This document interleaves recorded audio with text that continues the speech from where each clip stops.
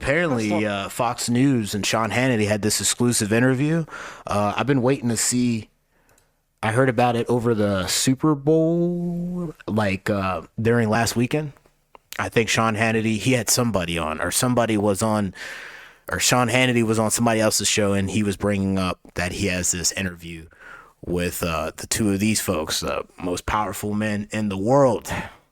It's very interesting. They're two of the most powerful men in the world. So it's your boy Kicking It with Timmy B. We're going to go check this out. We got Sean Hannity's talking to the leader of Doge and the leader of the free world. If you enjoyed the video, hit the like, share, and the subscribe button. I'm going to leave the full link for this. I think it's an 18-minute interview. It's a 40-minute, but they put out 18 minutes. I'll leave that link so you can go check it out without me speaking. Let's go. Start with this. So he's working for free with Doge. He's kind of put a lot of his life on hold. And you sued Twitter a number of years ago. You just made him pay you $10 million? That's right. That's right. That's right. Well, That's I sued from long before he had it. Yeah. And I mean, they really did a number on me, you know. And I sued, and they had to pay. They paid $10 million settlement. You're okay with that?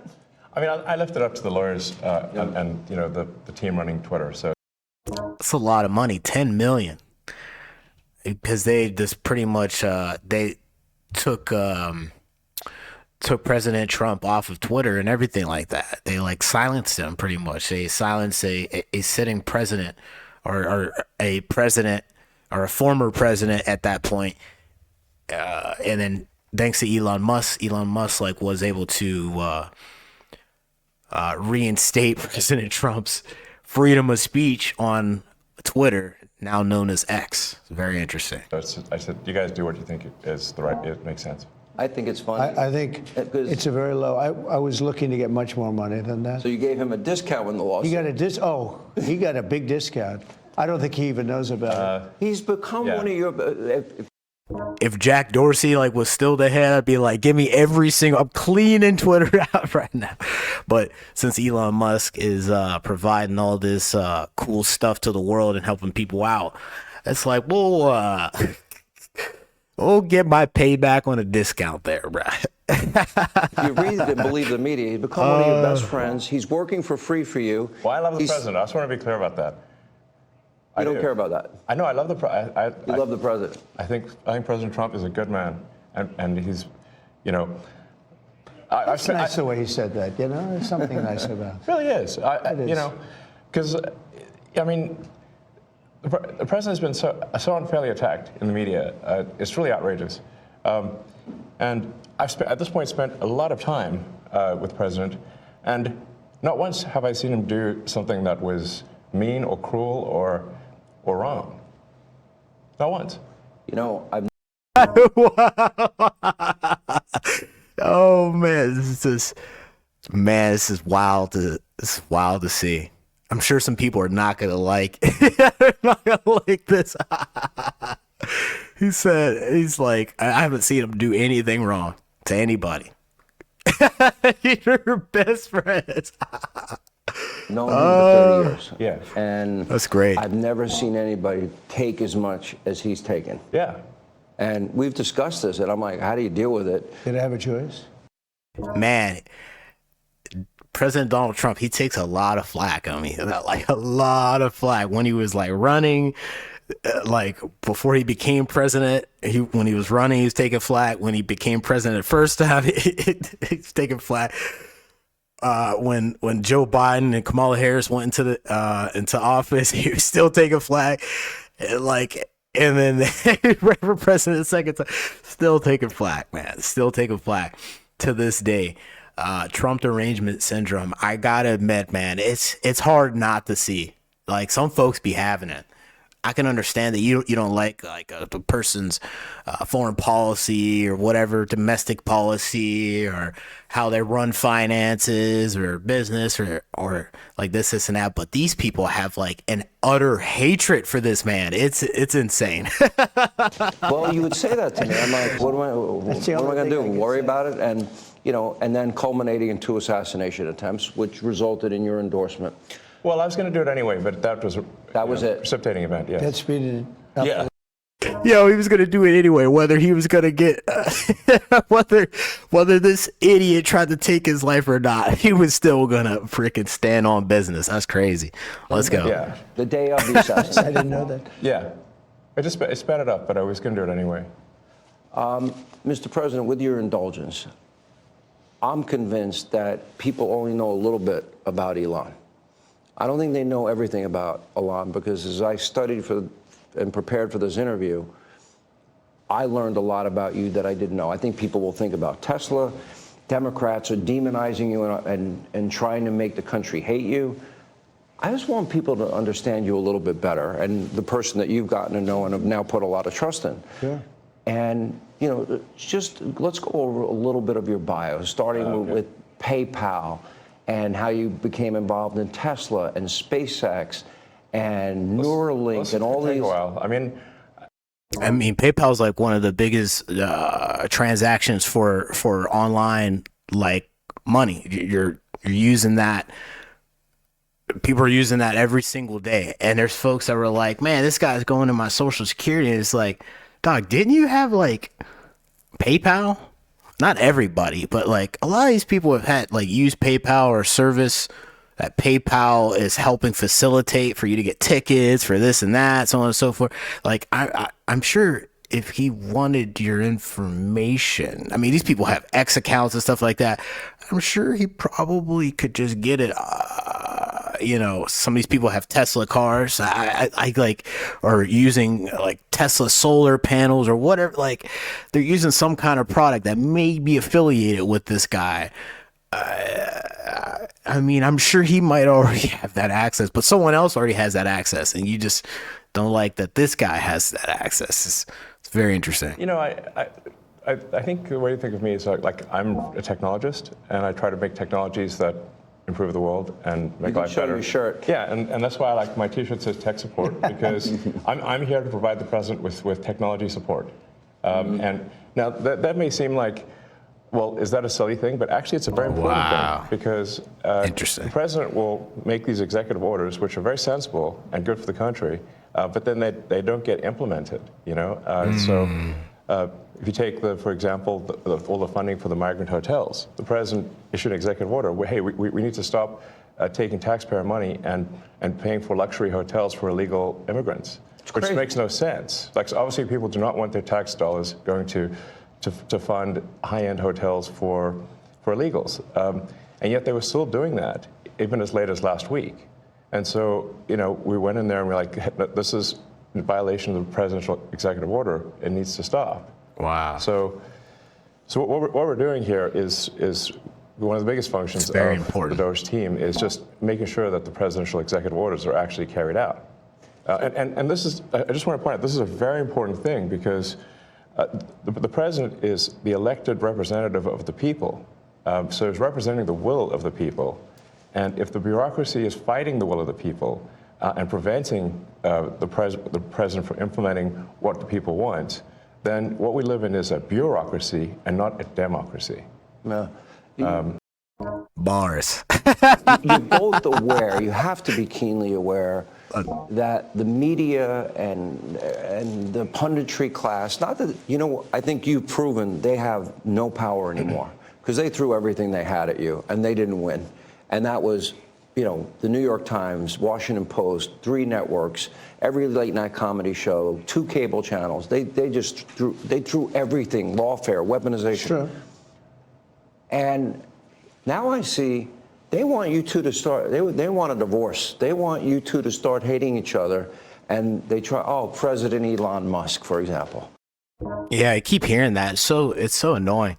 And then I do see that there's some effort in trying to separate these folks, but I mean, they seem pretty smart. They'll be able to see through it, hopefully. You know what I mean? These people can be like crooked. The folks that could deceive and, you know, get into camps and do all that CIA stuff, turn people, and it's just like, oh man, you gotta watch. You gotta watch, man. You gotta watch. They got to stay vigilant. You do know that they're doing that to you. Oh, I see it all did the know time. that, right? They tried it, then they stopped. That wasn't. They have many different things of hatred. Actually, Elon called me. He said, "You know, they're trying to drive us apart." I said, "Absolutely." No, they said, "We have breaking news. Donald Trump has ceded control of the presidency to Elon Musk. President Musk will be attending a cabinet meeting tonight at 8 o'clock." And I say, It's just so obvious. They're so bad at it. I used to think they were good at it. They're actually bad at it, because if they were good at it, I'd never be president. Because I think nobody in history has ever gotten more bad publicity than me. I could do the greatest things. I get 98% bad publicity. I could do, outside of you and a few of your very good friends, it's like the craziest thing. But you know what I have learned, Elon? The people are smart. They get it. Yeah, they do, actually. They get it. They really see what's happening. Yes. And at the end of this interview, what I would like is I want people to know the relationship and know more about you. What is the relationship, Mr. President? Well, I respect him. I've always respected him. I never knew that he was right on certain things, and I'm usually pretty good at this stuff. He did Because they're beefing a little bit. Starlink. He did things that were so advanced and nobody knew what the hell they were. I can tell you, in North Carolina, they had no communication. They were wiped out. Those people were, you know, they had rivers in between. Land that never saw water, all of a sudden it was a river and a vicious, like rapids. People were dying all over. They had no communication. They said, "You know Elon Musk?" They didn't really know I knew him. I said, "Yeah." He said, "Could you get Starlink?" It's like the first time I ever heard of it. I said, "What's Starlink?" "A communication system." That's unbelievable. That's great. Yeah. And he said, I called him and I said, "Listen, they really need it." And he got like thousands of units of this communication, and it saved a lot of lives. He got it immediately, and you can't get it. I mean, you have to wait a long time to get it. But he got it to him immediately, and I said, "That's pretty amazing," and I didn't even know he had it. We watched the rocket ships, and we watch Tesla. I think, you know, something that had an effect on me was when I saw the rocket ship come back and get grabbed, like you grab a beautiful little baby. You grab your baby. It just hug the rocket. I've never seen. Right, everything needs a hug, including rockets. No, but. And he said, "You know, you can't really have a rocket program if you're going to dump $1 billion into the ocean every time you fly. You have to save it." Right. And he saved it. First time that I've ever seen that done. Now, nobody else can do it. If you look at the U.S., Russia, or China, they can't do it, and they won't be able to do it for a long time. Figured. He has the technology. So that's crazy. I wanted somebody really smart to work with me in terms of the country, a very important aspect, because I mean, he doesn't talk about it. He's actually a very good businessman. And when he talks about the executive orders, and this is probably true for all presidents, you write an executive order and you think it never gets done. You send it out. It doesn't get done. It doesn't get implemented. They don't implement it. Maybe they're from the last administration, and they are in some cases. Not you try this and get one. them out as fast as you can. But I could, as soon as he said that, I said, "You know, that's interesting." You write a beautiful executive, and you sign it, and you assume it's going to be done, but it's not. What he does is he takes it, and with his 100 geniuses, he's got some very brilliant young people working for him that dress much worse than him, actually. Yeah, they dress in just T-shirts. You wouldn't know they have 180 IQ. Wait a minute. So That's crazy. He's your tech support. No, he is. I actually But literally he's am much tech more support. than that. I actually am tech support, though. But He gets it done. He's a leader. Yeah. He really is. He gets it done. You get a lot of tech people, and you have people that are good with tech, but can they he lead? gets it done. You know, I said in real estate, you had guys that would draw beautiful renderings of a building, and they'd draw the rendering. It would be great, and you say, "Great. When are you starting?" Can you put it They were never together? able to get it built. They couldn't get the financing. They couldn't get the approvals. It would never get done.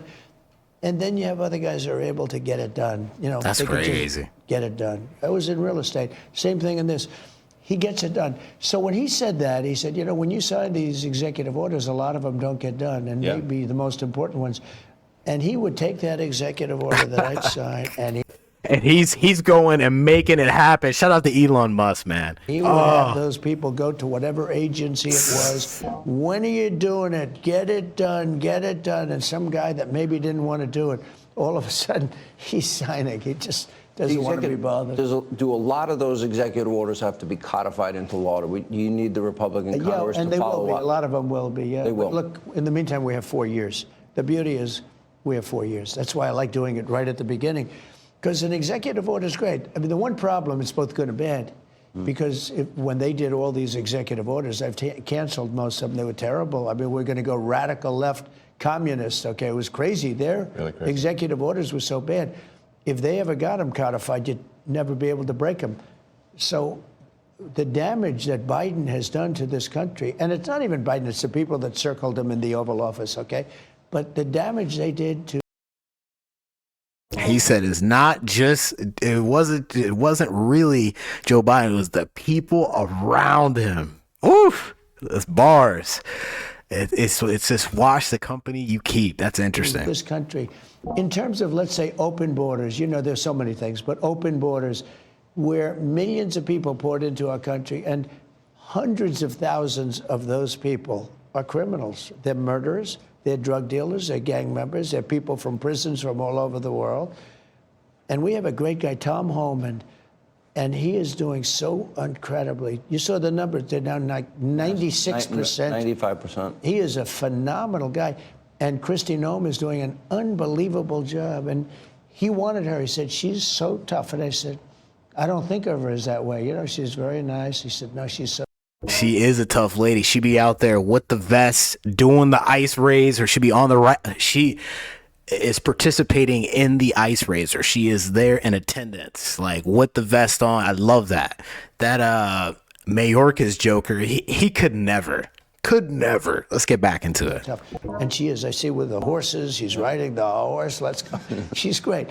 But the team we have is really unbelievable. But those executive orders, I sign them, and now they get passed on to him and his group and other people, and they're all getting done. We're getting them done.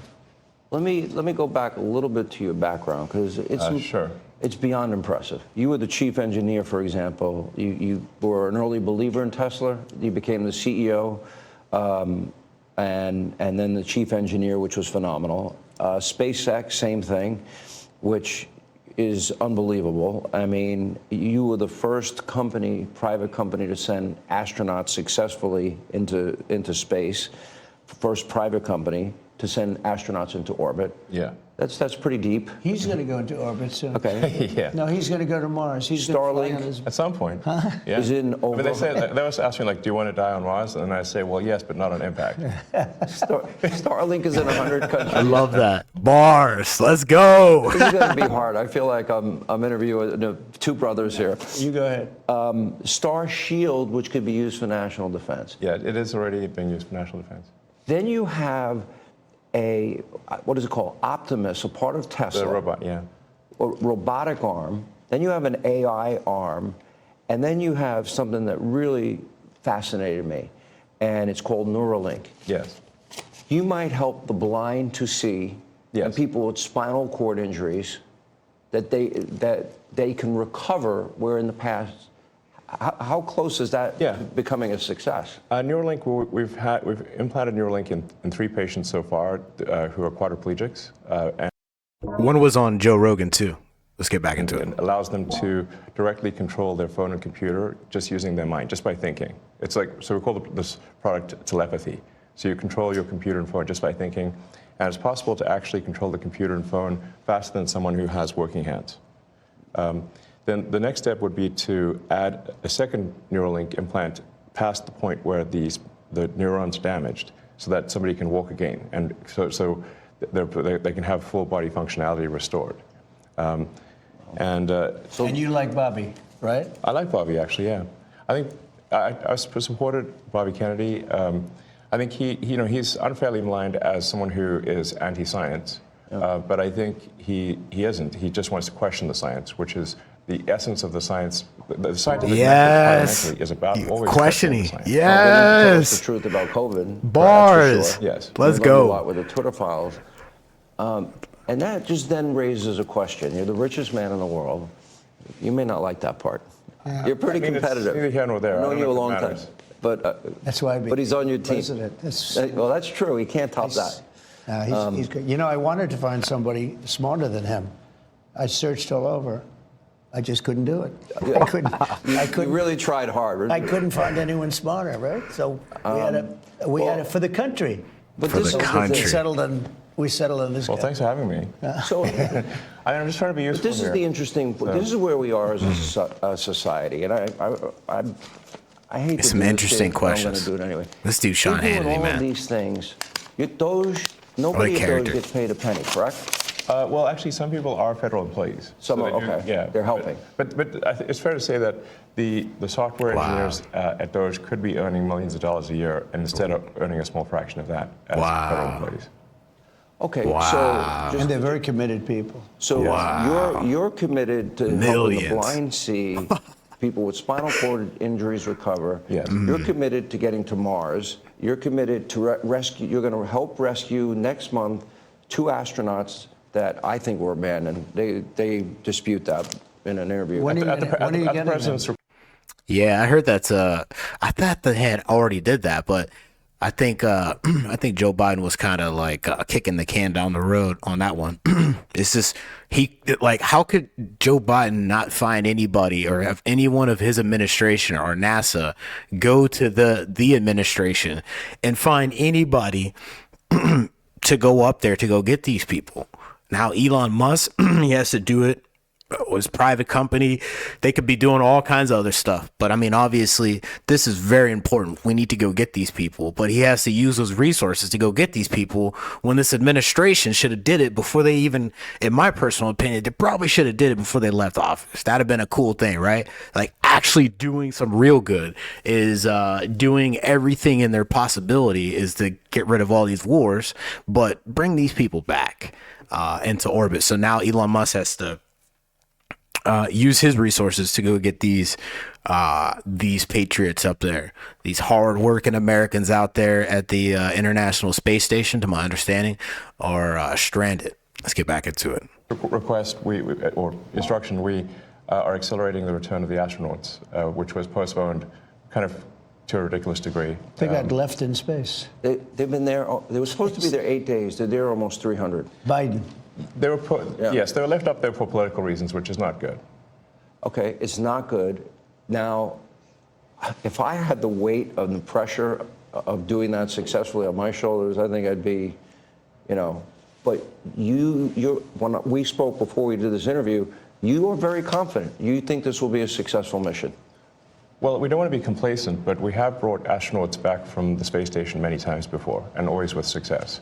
Mm-hmm. So, as long as we're not complacent. When are you going to launch?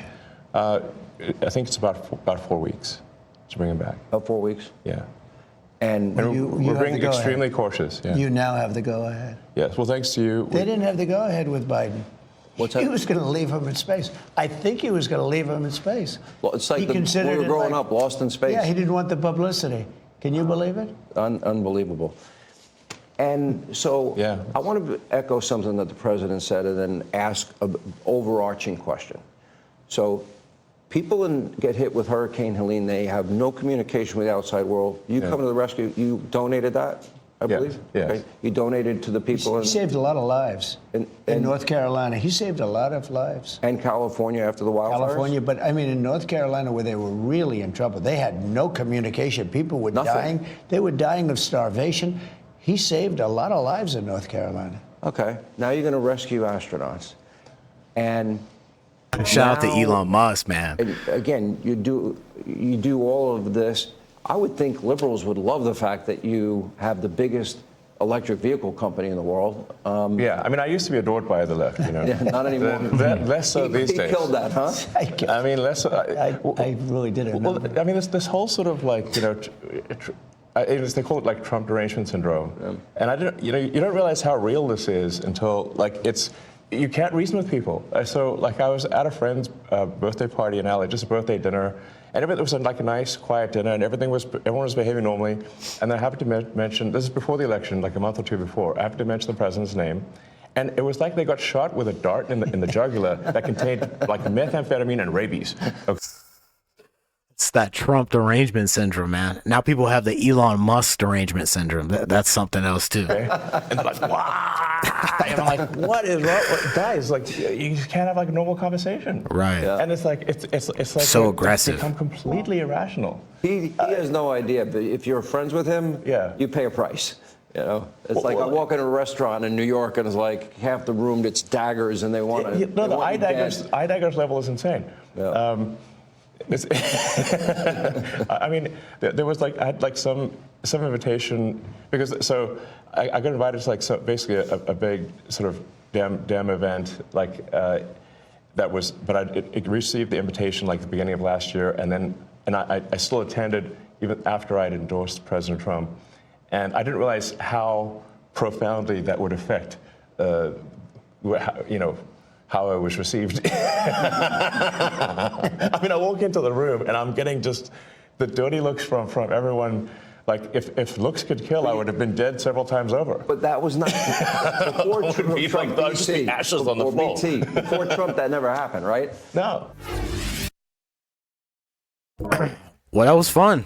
Shout out to Fox News. Shout out to Sean Hannity for doing this interview. Shout out to Elon Musk and President Donald Trump for doing this interview. I thought that was cool. I thought that was really cool. Very Sean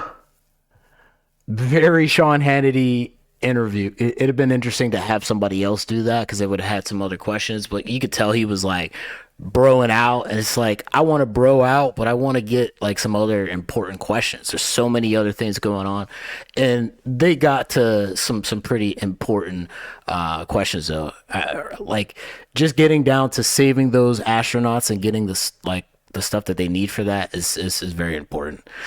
Giving Elon Musk the resources he needs and the access he needs to be able to do his job and like catch all this fraud and abuse and all this other stuff. But anyway, I thought that was dope. I'm gonna leave the link for that in the description below. Hit the like, share, and the subscribe button. Real quick, what did he say? They said something about it was so funny. What did he say? He said something about they all laughed about it. I'll have to think about it. I totally lost it because I'm over here trying to get to the next part of the show. But ayo, we all die. Oh yeah, like the science part. When you're supposed to like in science, when you're testing out like theories or experiments, you're supposed to question the science. That's like the number one rule. You're supposed to, if you get a result, if you get this process, you come up with this whole process to get this result, you have to question each and every single bit of that process to get that result. You know, you have to question that result. You can't just be like, yeah, let's just make something and not question the result and then give it to somebody. Or you make something, you give it to somebody and you never question the result. That's crazy. You never question the process, or you don't allow for other people to question the result or the process. That ain't it. That ain't it. And that's something that Elon Musk spoke on. And I thought that was probably the coolest part of the whole interview, because like that's science right there.